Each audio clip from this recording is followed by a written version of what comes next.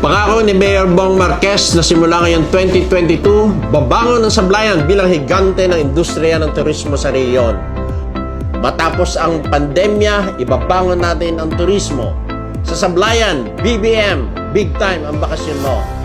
Happy World Tourism Day sa lahat. As the World Tourism Day returns to focus on the future, we at Apo Reef Natural Park welcomes tourists from different parts of the world to experience vacation with conservation.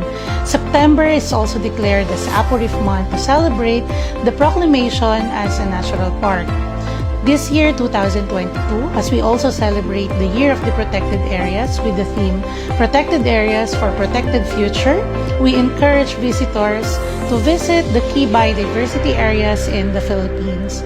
From the Apo Reef Natural Park Protected Area Management Office, Happy World Tourism Day! Masayang buhay sa Sablayan. Pagbati ko ng inyong lingkod, Konsehal Marvin Dulay, bilang Committee on Tourism and Amusement at bilang General Secretary ng Provincial Tourism Council ng Happy World Tourism 2022, Rethinking Tourism. World Tourism Day returns to focus on the futures. Nawa sa pagbubukas ng turismo dito sa ating bayan ng Sablayan at sa lalawigan ng Occidental Mindoro ay muling pagbubukas din ng ating kabuhayan at bagong pag-asa sa lahat ng ating mamamayan. Mag-enjoy po tayong lahat sa pagdiriwang ng World Tourism Day 2022.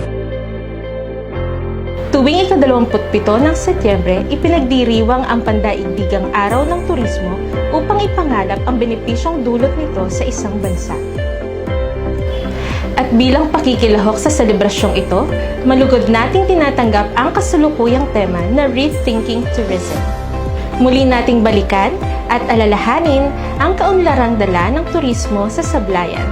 Sa pamamagitan nito, may papalaganap natin ang bagong kaisipan na nakatuon sa likaskayang pag-unlad at pangmatagalang pangangalaga sa turismong yaman ng ating bayan.